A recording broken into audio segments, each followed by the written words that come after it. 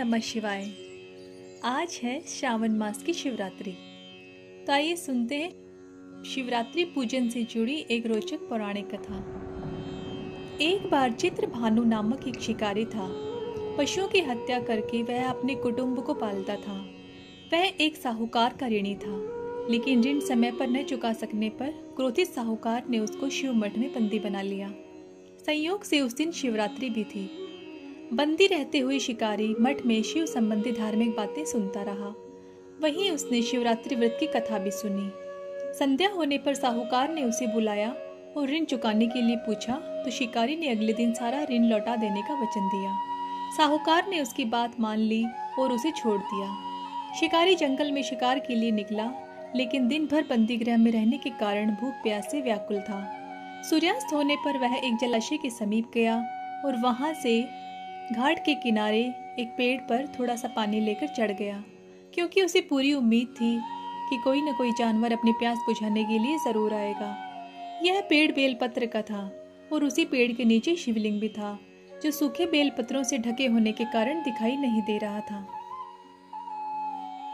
शिकारी को उसका पता न चला। भूख और प्यास से थका हुआ वह उसी मचान पर बैठ गया।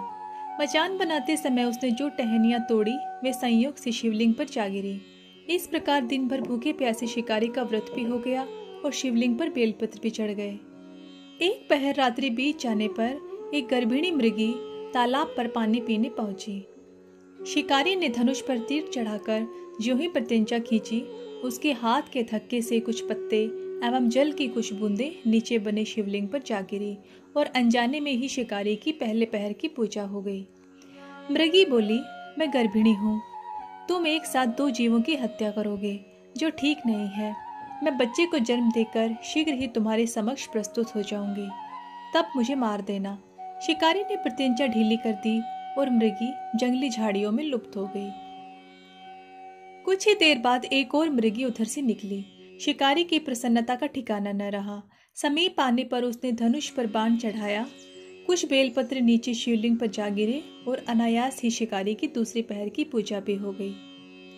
तब उसे देख मृगी ने विनम्रता पूर्वक निवेदन किया कि मैं अपने प्रिय की खोज में भटक रही हूँ। मैं अपने पति से मिलकर शीघ्र ही तुम्हारे पास आ जाऊंगी।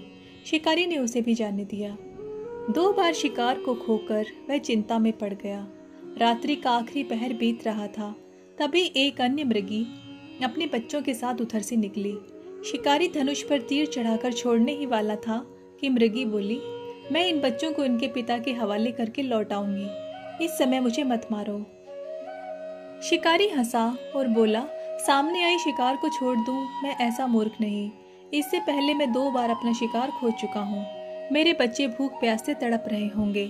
उत्तर में मृगी ने फिर कहा, जैसे तुम्हें अपने बच्चों की ममता सता रही है, वैसे ही मुझे भी इनकी फिक्र है। इसलिए सिर्फ बच्चों के नाम पर मैं थोड़ी देर के लिए जीवनदान मांग रही हूँ।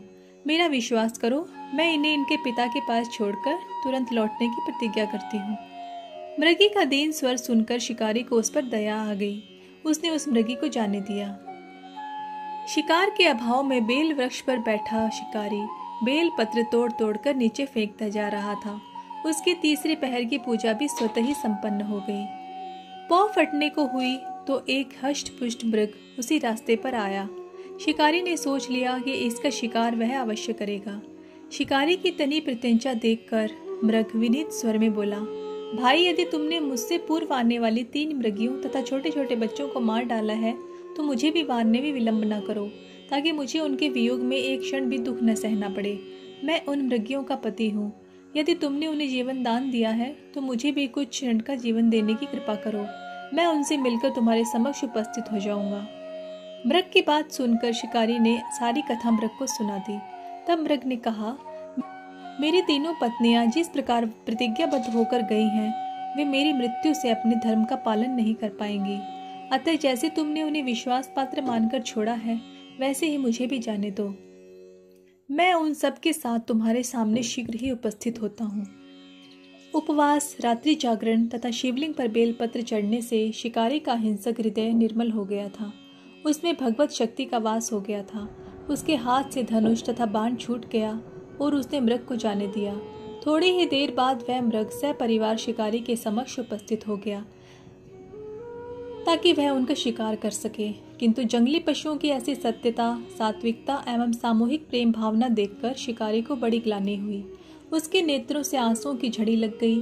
उस मृग परिवार को न मारकर शिकारी ने अपने कठोर हृदय को जीव हिंसा से सदा के लिए हटा लिया और कोमल एवं दयालु बना लिया। देवलोक से समस्त देव समाज इस घटना को देख रहे थे। उसके ऐसा करने पर भगवान शंकर ने प्रसन्न होकर तत्काल उसे अपने दिव्य स्वरूप का दर्शन